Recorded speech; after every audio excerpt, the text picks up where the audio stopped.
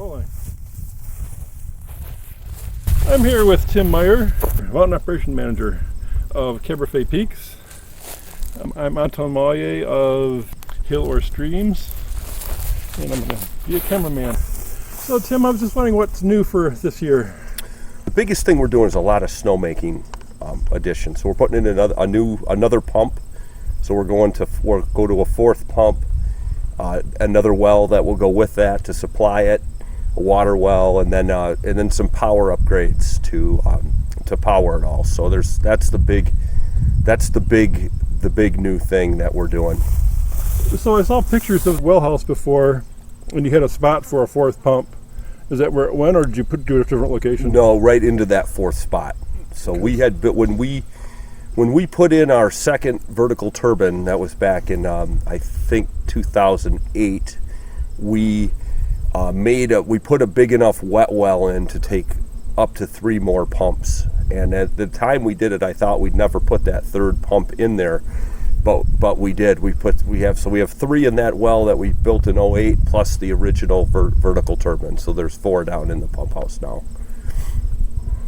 So snowmaking, I'm always kind of critical of why don't guys put a trail in here, put a trail in there, and why you do so much on snowmaking. But my God, it sure saved your butt the last couple of years here. It really did, and that's really the key, So you have to keep working on your snowmaking system in this business. It's never finished. You have to keep updating it and upgrading it and making it better, because it's just the windows of opportunity to make snow are getting shorter and shorter, and we're dealing with more and more warm weather in between in the wintertime.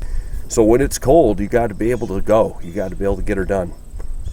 Yeah, I've had enough February warm-ups. You guys don't do any snow farming, do you?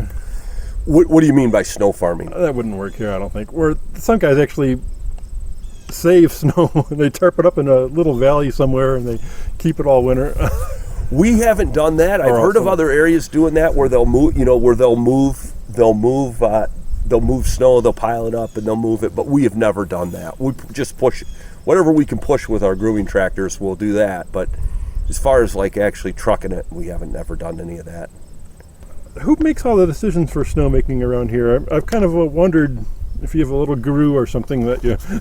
Yeah, that's me. I'm the guru. As far as making the plans, I usually am in charge of making the plans, but I do like to talk to the experienced snowmakers and get their opinion and bounce ideas off of them. But it'll be me that will have the final say. Because like last year you had the utility issue in early, but you still did pretty well after you recovered from that pretty well. And then the year before, I was kind of it was really your spectacular year, I thought, because you guys had snow and a lot of people didn't. Yeah, we just made the best of our opportunities, and we got off to a hard start. We did lose power 3 times during that Thanksgiving weekend cold, but Consumers Energy responded and they rebuilt 3 miles of power line in 6.5 days, and they got us back up and running. And then when it got cold again, we were ready to go, and so it went well after that. So we were really thankful that they fixed it and got us going. And you had good snow on the hill all winter, for what I could see. A little slow getting the South Peak open, but is that going to be any quicker now? Well, it should be now. So last year was really difficult because we made all our snow and lost it like 3 times. So we had North Peak looking good, starting to feel good about it, thinking about moving to South Peak, and then we'd go through a warm up. And then when we get cold again, we'd have to stay over there and make sure we had that, because you never want to get South Peak ahead of North Peak. You got to have North Peak to have South Peak. So you have to make sure you get it good before you come over here. And so we just fought that, and it was the middle of January before we opened South Peak, which was we opened it 1 day earlier than the latest ever. So we still weren't as bad as the worst year ever. So anything new as far as the hill goes? Any new any recontoured hills or any new runs or anything? No new runs. You know, we continue to do development on the east side over there, working on East Peak. So you'll see some additional width on East Peak on the upper part, upper funnel cake. There's some additional widening And there'll be a little bit of regrading over there too, so that I think you're going to find Upper Funnel Cake to ski really nicely going into this winter, and then that will connect into the backcountry area a little nicer than it has in the past. So that should be pretty good. Again, You never found a vertical spec for the vertical for South Peak, did you? it's 480 vertical feet For South Peak? for South Peak, Cool. and Okay. 485 for North. Okay, so they're pretty close. I Yeah. thought they were pretty close, but a lot of the things you see online show the South Peak really small because they're looking at the historical height of the hill, I think. Yeah, so in the early 80s, the bottom was cut down and the top was added to, so there was a cut and a fill, and that doesn't really show up on any of the topo maps. So I guess I'm kind of wondering about the future. Do you have any plans on doing anything with the... I always try to get you to do some more advanced runs in some more Bunny Hill area. Is any of that going to happen ever? Well, it's one thing at a time, right? So we're working on this expansion towards the east, towards the backcountry, which the timeline on that is probably getting longer just because the winters have been more difficult. So we'll work on, we're working towards that, and that's going to take a while. That there's a lot to do yet before we're ready to really do anything, as far as before we're ready to put snowmaking or even think about putting a lift in there. So we're a little ways out. That's a process, and then we'll get that up and we'll see how that integrates into our operation, and then we'll go from there, right? So it's just hard to know what the future, we just don't know what the future is because there's just so many factors and variables that will happen. And I guess that's why you're a little bit slow on doing anything with Green Mountain, because it seems like it wouldn't be too expensive to work on that place. But then again, it's got to fit in with the rest of your stuff. Yeah, everything you do, you got to have, there's got to be, it's got to make sense. And you also want to be careful with your footprint, right? You got to, because everything you expand, you got to make snow on it, you got to groom it, you got to patrol it, you got to staff it. And you want to have the right size. Slow growth is a wise way to move. We finally saw, briefly anyway, I-75 opened a little bit last winter. That was kind of pleasant. Yeah. I always thought there'd be room for another run between I-75 and lift line. And lift line itself is kind of a confusing issue through there in some ways. I'm just wondering if there's any development on that hill. No plans for anything in there at this time. Okay. And eventually, I know it's going to be a while before you get back to this hill, but I know people ski off the back of this sometimes. That's pretty much marked closed and everything, and it's roped off the real bad spot. But you've never thought of putting a dump in there? It's pretty well treed in bad now. Yeah, it's steep enough that you can have snow slides, so that's the reason it's closed. But the other thing is it faces south, so it's terrible exposure, and once you get down in there, there's no way to get out of there. Yeah, was it real tight? I know I did it like 10 years ago, and it was really tight. It's uphill, and it just isn't real. It's not very practical. The worst thing is that it faces south. It just isn't a good exposure for a ski hill. And once one person runs it and the tracks get frozen in, it's like no way you're going to try to go down there. And it's pretty steep for the Midwest, and you have to be able to patrol it. You have to be able to. I'm just kind of wondering if you could do anything with Stag's Head, because the edge of Stag's Head, there used to be a run when I first started skiing here on the edge where there used to be a T-bar on Stag's Head, I guess. Long time ago, yeah, way over, yeah. Like 20 years ago or probably more like 40 years ago. Really. When I started skiing here like 25 years ago, there was still a sign there, and there was still a bit of a trail. It was kind of growing in even then, but it was a kind of a neat trail to bomb down. People still try to go down there, but it's so overgrown now, there's no way that I would try it. I'm just wondering if there's any way you guys could snow fence that border, because I know it's a border for you guys, and reopen that trail, or any other plans like that? No plans to do anything with that old T-bar path. That old, it's like you said, it's pretty well grown in now. So we've got, and that's outside of our ski area boundary. We actually try to keep the skiers, inside that tree line. And now that it's so thick over there, it pretty well handles itself. Not at this time. There's no plan to go that way, but you never know. You know what? Like I said, we kind of got our hands full. We're doing a lot of work on our snowmaking system. We're doing some development to the east, to the northeast over there. We're gonna stay focused on what we're doing and not try to do a bunch of other things, because you try to get doing a bunch of things and then you don't get anything done, and you just got to stay. We stay focused on the task at hand. So beyond that, I can't just, like I said, no man knows the future. We just keep plugging away. And obviously, snowmaking has been the big thing, and you're probably, after you get everything modernized you want on this main hills, you're going to have East Peak to start working on snowmaking. Yeah, exactly. And yeah, so it's just a little bit at a time. We got to see how the winters are. We got to see how the business is. There's just, see how the economy is. There's all kinds of factors that we just don't know. We don't know what's going to happen until it happens. So you talked about when you do eventually put a lift on East Peak, you talked about maybe spacing the chairs out and running it a little faster. I don't remember saying that. Okay, well, we were just talking off in the truck. You were talking about maybe run that lift a little faster. You could space it out more if it wasn't going to have a big load. You were talking about putting a triple in there. I was wondering if you ever heard the concept of pulse lifts. I have. Oh yeah. Yep. And maybe that would be a fit for over there. Yeah, maybe. We've had conversations about pulse lifts. I'm not sure if that's really the answer. For a short lift, I think they make a lot of sense for a lower cost than a detachable.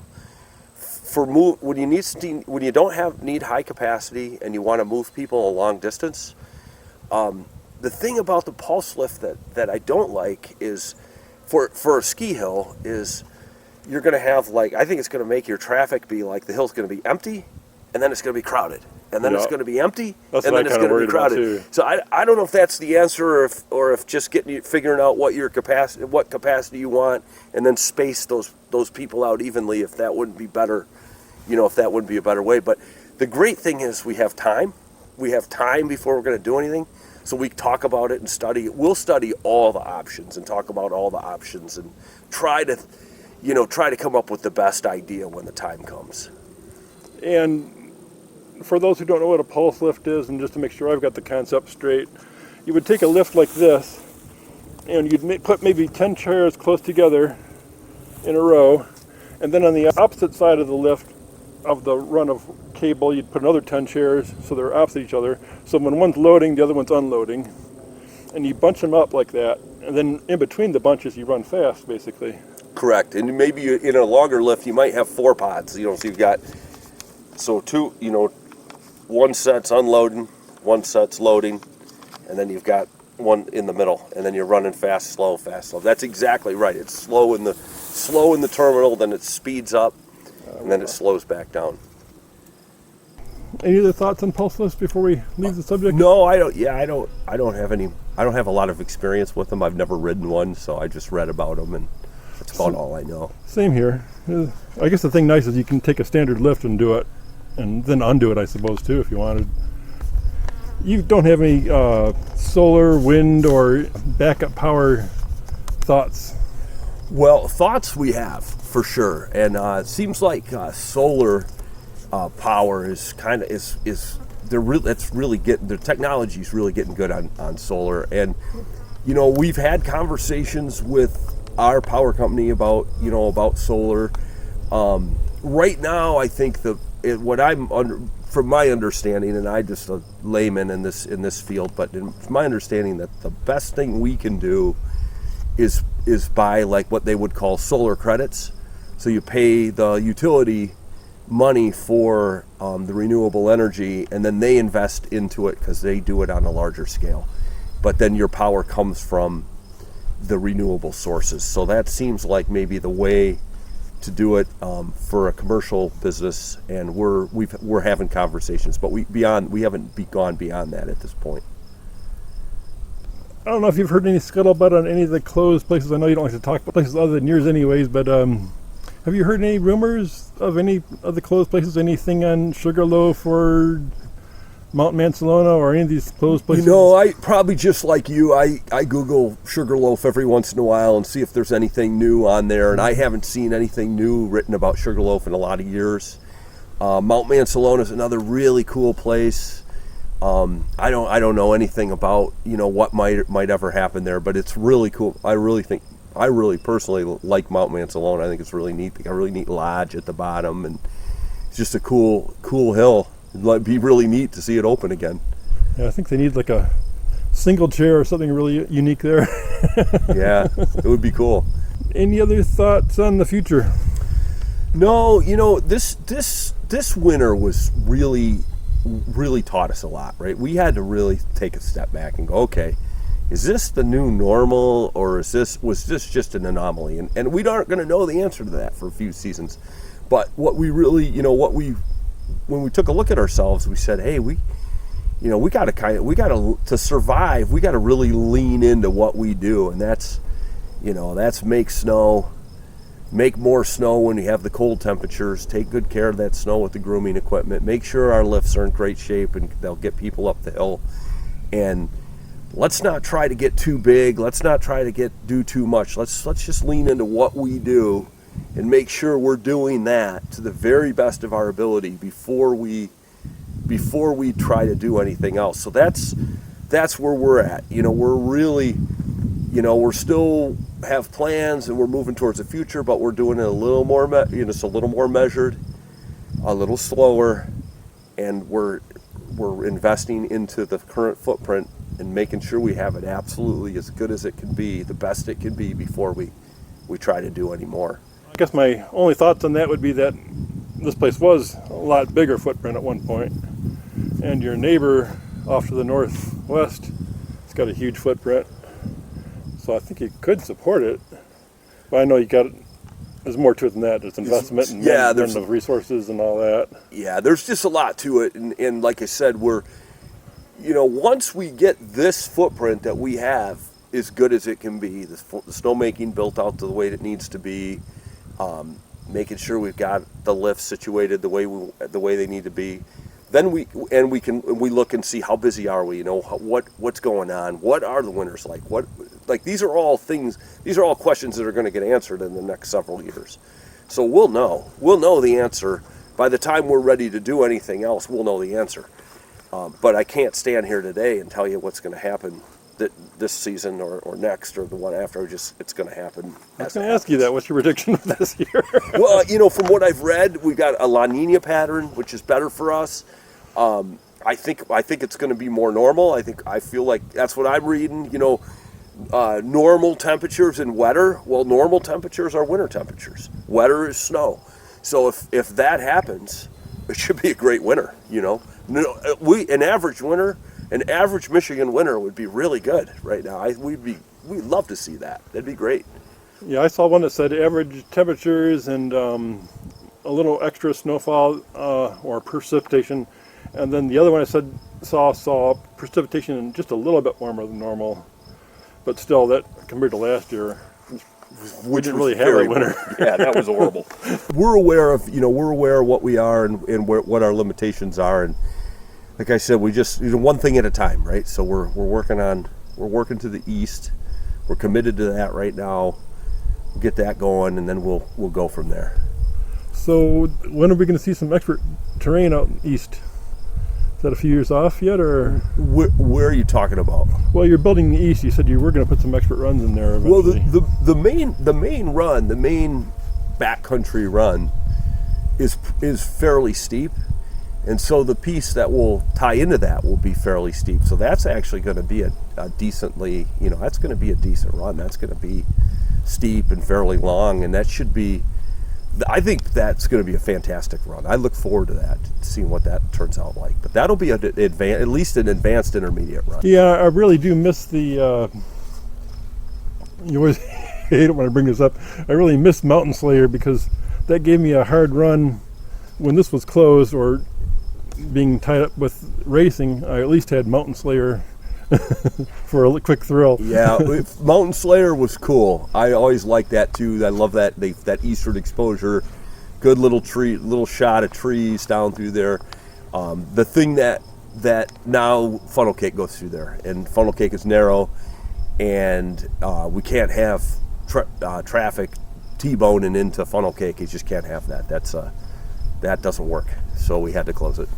So you wouldn't use your snow fences for like merge zones or anything? Well, funnel cake's only about 25 feet wide, 30 feet wide as it is. You just don't have room to do it. It just isn't room for that.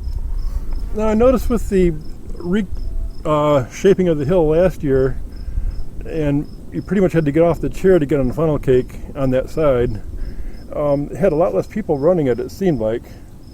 So it seems like there was less people there. Of course, there was less people there was hardly anybody on the backcountry because it was just not enough snow. But I see you've cut off most of the ways back from the backcountry over to funnel cake. I know you don't want they still fenced in a lot of the ways in. So those are tree pens. So we're growing trees in there. We've planted seedlings in those pens so that those will become the borders of the future trails. So that's what those are. All those snow fenced in pens are tree pens where we're growing seedlings. So it's like a nursery, and those someday will be the trail borders, those trees. So it'll be really neat. Now, what about the back side of the hill? I went this before, and you kind of denied that you were doing anything back there. Where are you talking? The back side of South Peak. Some trails in the North Peak. It seems like you're doing something on the back side where you're filling all that dirt, and some of that dirt's going on the back side rather than just the east. Oh yeah, right. So we're making that top bigger. We're just making that top bigger. That area, when you get off of East Peak Lift, you're going to have more top to go into. It's just making it bigger, making it so that it's wider. There's more room for people to move and get around and stand, and that's what you're seeing back there. Okay. But you are not planning a trail off from that top to around the back to South Peak? No plans to do that at this time. Okay. Or the other way down and around. I guess it's kind of hard to describe. Yeah, I know what you're saying. No plans to do that either. And that's a whole. There's a lot of reasons. That's more complicated than it might seem. But mainly, you're just building that top wider. Building the top wider, making the existing grade wider, both in the back and to the east. Well, any other finishing thoughts? I'm getting hungry for snow. Yeah, we're ready, man. We're ready. Yeah. I'm really anxious to get back on the hill this year. Yeah, me too. Let's have a normal winter. It sounds like that sounds really nice. Yeah. So how about you and Pete? You guys get on the hill much? I don't see you guys too much. No, we do during the week. I'm pretty picky, and I don't get out a lot until we get the bulk snow made. That first half of the winter is just nuts. We start from November 1 to mid-January. It's just kind of a crazy time of year. Something's going on all the time. I feel like by the time we get to mid-January, we start to set our feet a little bit, and then I can get out more. I try to get on my skis 1 or 2 times a week for a few hours each time, and Pete gets out a bit. We do what we can, and then we ski a lot more in the spring. Once we close, we go to other places and get around a bit. So I like your little huts for the toboggan shelters. Yeah, you'll see a number of those around now. We've came up with that idea, and we'll put it out there. I think it looks classy, and it'll be a lot better for the ski patrol. A lot better for everybody. They won't have to dig them up. Don't have to dig them up. They don't get covered in snow.